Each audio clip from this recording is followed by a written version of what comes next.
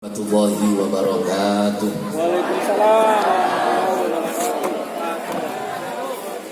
Bismillahirrahmanirrahim. Alhamdulillahi rabbil alamin. Alhamdulillahil mutafarrid bismihil asma' al-mukhtassi bil mulkil azil ahma alladhi asra bi'abdihi laylan minal masjidil haram ilal masjidil aqsa wa kafa bidzalika fakhran wa takriman. Allahumma salli wa sallim wa barik ala habibina wa syafi'ina wa maulana Muhammadin wa ala alihi wa sahbihi wa man tabi'ahu bi ihsanin ila yaumiddin. Qala Allah ta'ala fil Qur'anil 'azim wa huwa asdaqul qailin wa laqad ra'ahu nazlatan ukhra 'inda sidratil muntaha indaha jannatul ma'wa. وقال النبي صلى الله عليه وسلم من حافظ هذه الصلوات كانت له نورا وبرهانا ونجاة. صدق الله العظيم وصدق رسوله الكريم ونحن على ذلك من الشاهدين الشاكرين والحمد لله رب العالمين. Fadilatul masyayikh, para asatidz, para tokoh masyarakat, para kiai yang kami hormati dan kami muliakan, Ketua DKM, Ketua Panitia beserta segenap pengurus, bapak-bapak, ibu-ibu, hadirin wal hadirat. Mudah-mudahan kita semua yang hadir senantiasa menjadi orang-orang yang dirahmati oleh Allah Subhanahu wa taala. Alhamdulillah, malam hari ini dengan curahan rahmat limpahan nikmat Allah, kita berkumpul di tempat yang sangat mulia ini dalam rangka pengajian sekaligus memperingati, mengkaji sebuah peristiwa agung, peristiwa yang menggegerkan peradaban manusia, Isra wal Mi'raj baginda Nabi besar Muhammad. Bapak Ibu, Isra Mi'raj itu mukjizat. Mukjizat itu amrun khariqun lil 'adah. Perkara luar biasa. Lahir dari orang yang menjadi nabi, lahir dari orang yang menjadi rasul, makrunun bitahaddi, sekaligus mukjizat nantang siapa saja yang tidak percaya dengan mukjizat supaya mendatangkan yang sama. Bedanya mukjizat dengan karomahnya para wali, mukjizat itu nantang. Kalau orang tidak percaya dengan Rasul, maka diperintahkan mendatangkan yang sama dengan mukjizatnya. Mukjizat satu nabi sesuai zaman. Zaman Nabi Isa yang berkembang ilmu kedokteran, pengobatan, maka Nabi Isa diberikan mukjizat, mampu menghidupkan orang yang sudah mati, mata yang buta diusap melihat kembali. Zaman Nabi Musa yang berkembang ilmu sihir, maka Nabi Musa diberikan mukjizat, mampu membatalkan sihirnya tukang sihir. Zaman Nabi Muhammad yang berkembang dua, satu syair, orang Arab itu dulu senang syair, maka diturunkan Al-Quran, wa ma huwa biqauli syair, dan Al-Quran bukan ucapan syair. Yang kedua, dulu masyarakat Arab senang bepergian antar negara, antar benua. Dalam Al-Quran dikatakan rihlatasyita'i was-saif, maka Nabi Muhammad diberikan mukjizat Isra wal Mi'raj. Artinya Bapak Ibu, kalau Isra Mi'raj itu mukjizat, berarti kalau kita memperingati Isra Mi'raj, mengkaji Isra Mi'raj, yang harus dibangun, yang harus dikuatkan dalam kehidupan kita adalah keyakinan kita, keimanan kita kepada Allah Subhanahu. Di zaman sekarang nih iman kita makin hari makin tipis, kepepet sama krisis. Apalagi satu hal yang namanya babnya rizki, kadang-kadang bikin kita bingung, ujung-ujungnya nggak percaya sama Allah. Kadang-kadang bab rizki ini ujung-ujungnya membuat kita ragu kepada Allah. Padahal yang namanya rizki itu mutlak urusan Allah. Tidak ada manusia mengatur rizki, tidak ada manusia membagi rizki. Yang namanya rizki itu mutlak urusannya kepada Allah. Maka ikhtiar wajib, usaha harus. Bukan ikhtiar yang menentukan hasil, tapi yang menentukan adalah yang menciptakan ikhtiar, yaitu Allah Subhanahu. Orang dulu tuh hebat itu gara-gara dua, Pak. Satu, mereka tuh yakin sama Allah. Kadang-kadang gara-gara yakinnya yang gak mungkin malah jadi. Saya ini orang Cilegon. Orang Cilegon tuh dulu kalau kencingnya susah yang diikat jempol kaki. Waras. Orang dulu bangun tidur kalau nggak bisa nengok yang dijemur bantal. Tanya sama dokter urusannya apa jempol kaki sama kencing. Tanya sama dokter urusannya apa bantal sama leher. Tapi sembuh, sembuh. Bukan ikhtiarnya yang dilihat, bukan usahanya yang dilihat oleh Allah, tapi keyakinan mereka. Walaupun kadang-kadang ikhtiarnya nggak nyambung, tapi karena mereka yakin kepada Allah, maka Allah kabulkan.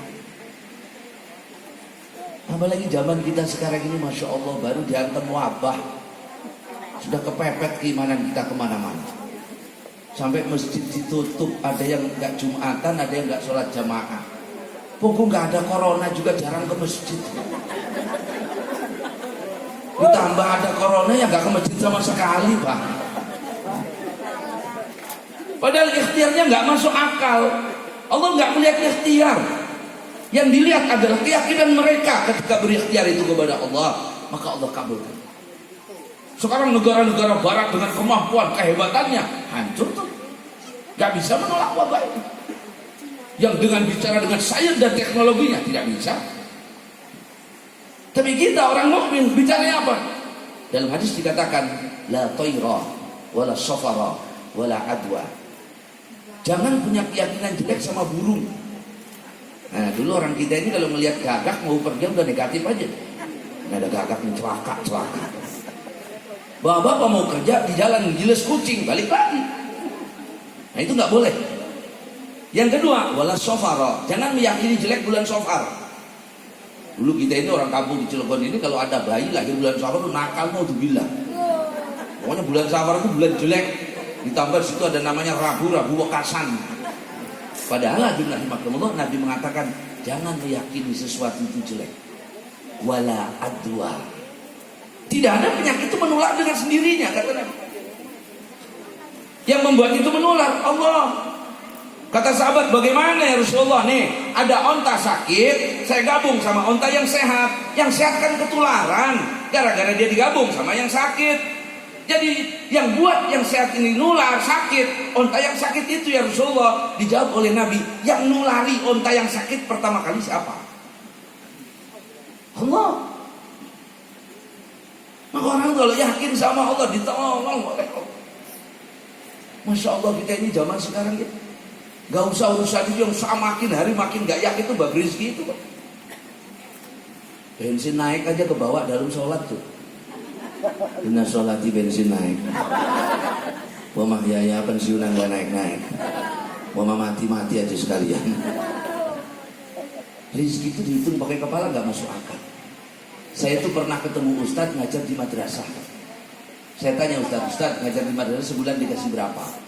Alhamdulillah Kiai dikasih 200.000. Ya Allah, Ustadz anaknya berapa sih? 4. 200.000 dimakan 6 orang, gak bakal cukup, Pak. Itu si Ustadz punya motor Vario baru, cash. Kredit apa cash di motornya Ustadz? Cash. Dari mana? Makan aja gak cukup, bisa punya motor baru, cash dari mana? Saya hitung Pak pakai kepala sampai ngebul gak ketemu. Dari mana? Aku jawab Ustadz, alhamdulillah mertua jual tanah saya dibeliin motor tuh. Namanya rizki. Rizki itu urusan lo, jangan takut sama rizki, Bu ya. Makanya kita diajarkan oleh agama kalau ada apa yang ada dalam hidup syukuri, supaya orang itu kuat keyakinannya kepada Allah, harus pandai bersyukur. Supaya pandai bersyukur, jangan suka ngitung-ngitung nikmat orang. Jangan suka temenan sama orang kaya, bikin ruwet, Bu. Datang ke rumahnya, mobilnya baru, kulkasnya baru. Ingat di rumah kulkas tinggal pintunya doang. Kan ruwet kita. Temenan tuh sama orang yang kurang dari kita, itu lebih buat kita syukur. Ujung-ujungnya kalau orang itu pintar ngitung-ngitung nikmat, orang nyalahin Allah. Allah gak adil. Yang gak sholat kaya. Saya ngaji rajin, sholat rajin, penyakit rombongan. Yang harusnya sakit terus tuh yang gak sholat, ya Allah. Kata Allah, itu urusan saya. Maka tidak ada orang bisa mengukur rezeki yang diberikan oleh Allah. Dulu ada orang berteduh di bawah pohon asem, melihat pohon asemnya, Allah, pohon asem ini gede, buahnya kecil. Sebelah pohon asem ada pohon semangka, pohonnya kecil, buahnya besar. Kata yang ngelihat, Allah kebalik begini nih. Asam segini gedenya, buahnya kecil. Semangka segini kecilnya, buahnya gede. Harusnya ya Allah yang buahnya segede semangka, itu asam. Yang buahnya segede asam, semangka. Cocok sama pohonnya. Jangan dibulak-balik. Lagi ngomong begitu, ada asam satu jatuh kena hidungnya. Baru dia sadar, subhanallah, Allah maha adil. Kalau buah asam segede semangka, habis hidung saya. Itu kan dulu di Ihya Ulumuddin itu diceritakan ada seorang laki-laki datang, kata Imam Ghazali, laki-laki ini datang sama ulama. Apa kata laki-laki? Kiai, Allah tidak adil. Kenapa? Kata dia. Orang lain kaya, Kiai, punya mobil, punya rumah, punya motor. Saya semenjak nikah sampai sekarang ngontrak di mertua nggak selesai. Oh begitu, kata dia. Ya, Allah nggak kasihan sama saya. Kata Kiai, ya sudah, nih saya kasih uang 1 miliar. Halal Kiai? Halal. Syaratnya cuma satu, kata. Apa syaratnya Kiai? Kakinya saya potong 1. Mau? Enggak Kiai. Saya tambahin 10 miliar. Matanya saya copot dua-duanya. Mau? Enggak Kiai. Kalau begitu nikmat Allah yang ada di badan kita ini ratusan miliar, kaya kita. Kaya kita. Makanya kalau ibu nggak punya kalung berlian, ibu nggak usah ribut. Yang penting ibu punya kepala. Mau ibu pakai kalung nggak ada kepalanya? Kita pun nggak punya mobil, nggak usah ribut. Yang penting punya kaki, Pak. Ya, kalau ada yang kurang-kurang dalam hidup kita, dia sabar. Memang begitu hidup di dunia. Saya nggak pengen susah, nggak pengen ruwet, nggak pengen sumpah, pengen tenang, tentram hidup di dunia. Gampang, pindah ke akhirat. Selama di dunia tidak bisa. Satu, kita ini kalau hidup di dunia pasti ada yang ngomongin. Jangankan kita benar, jangankan kita salah, benar kita diomongin orang, benar. Gak berhenti. Ada ibu-ibu gemuk, ada yang ngomongin tuh, lihat si ibu gemuk kayak gitu, kolesterol. Ada ibu-ibu kurus, ada yang ngomongin, Pak, lihat si ibu tuh kurus, banyak masalah kayak gitu. Ada bapak-bapak rajin ke masjid, sholat 5 waktu ke masjid, ada yang ngomongin. Tuh si bapak tuh lihat ke masjid, rajin bener. Kayaknya mau geser ketua DKM dia itu. Ada yang nggak pernah ke masjid, ada yang ngomongin, munafik. Ada kiai gemuk, ada yang ngomongin, ya ini gendut, makan kotak masjid kayaknya. Ada kiai kurus, ada yang ngomongin, ya Allah sengsara jadi kiai begitu. Manusia tuh begitu. Maka nggak bisa kita hidup di dunia lepas dari omongan manusia, nggak bisa. Kaya kita diomongin, miskin kita diomongin. Itu bagian hidup di dunia. Nabi kita itu makhluk yang sempurna dalam batasan makhluk. Al-insanul kamil, manusia yang sempurna pada batasan manusia, tidak punya kekurangan. Berapa banyak yang menghujat Nabi Muhammad. Yang kedua, hidup itu nggak selamanya senang, ada sedihnya. Nggak selamanya ketawa, ada nangisnya. Nggak selamanya lapang, ada sempitnya. Sabar. Pak, kalau bapak punya istri cerewet, sabar. Sabarin aja, enggak lama. Tungguin siapa yang mati duluan, selesai. Ibu kalau punya suami banyak tingkahnya, gak usah ribut. Tungguin siapa yang mati duluan, selesai. Kok kita ribut amat. Istri jelekin suami, suami jelekin istri. Ya. Dulu tuh ada kiai, Pak. Itu kiai kalau nyari kayu bakar ke gunung, itu pulang dari gunung, kayunya dibawa sama macan. Macan bawain kayu ke rumah. Orang kaget, itu kiai hebat amat, macan gunung nurut. Itu begitu kiai sampai rumah, buka pintu, diomelin sama istrinya bisa-bisa. Nunduk aja itu kiai. Kadang ngeliat, ya Allah, macan nurut, istrinya enggak. Berapa tahun kemudian, itu kiai ngambil kayu bakar di gunung, kayunya dipikul. Kata yang lihat, kiai, macannya kemana? Dulu kan kiai kalau ngambil kayu pulangnya dibawa sama macan kayunya. Iya, macannya mana kiai? Ya kiai dulu saya punya istri cerewet, saya sabar. Barokah sabarnya, macan dikasih nurut, saya dikasih karomah, macan nurut sama saya. Sekarang suami istri saya yang cerewet itu sudah mati. Sekarang saya punya istri akhlaknya baik sehingga saya nggak perlu sabar lagi. Tapi ujung-ujungnya macan nggak nurut. Makanya kalau bapak-bapak sering domelin sama istrinya, sabar. Siapa tahu macan nurut sama bapak. Kali-kali bapak datang ke kebun binatang, sodorin itu tangan caplok apa enggak coba. waktu hidup di dunia. Nabi ditinggal mati Sayyidatina Khadijah, ditinggal mati Abu Thalib, menghadapi ujian yang berat. Kita nggak ada apa-apanya, Pak. Baru cuman ketemu Abah, Nabi dilemparin, Nabi difitnah, Nabi dihujat, Nabi diboikot, Nabi diusir. Dihadapi oleh Nabi dengan satu hal, sabar. Barokah sabarnya Nabi diangkat. Nabi Musa pengen ketemu sama Allah, minta. Nabi Muhammad diundang oleh Allah, nggak minta, Nabi diangkat, dibawa oleh para malaikat, diundang untuk datang kepada Allah. Jangankan manusia biasa, ya, malaikat tidak pernah mengalami itu. Makanya kenapa terjadi Isra Mi'raj ini, kata ulama, karena barokahnya sabar. Al-Imam Jalaluddin As-Suyuti itu mengarang satu kitab namanya Tanazulus Suwar, keterkaitan surat-surat di Al-Quran.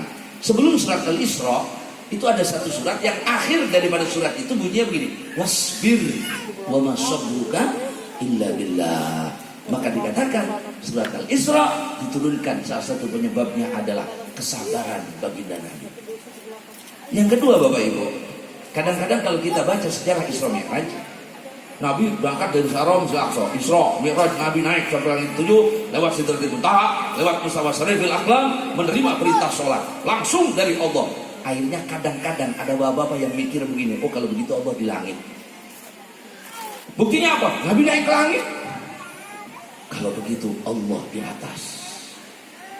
Akhirnya kita latah kayak begitu. Kita serahkan saja sama yang di atas. Yang di atas itu siapa? Tekok di atas itu. Jangan tempatkan Allah pada tempat-tempat tertentu.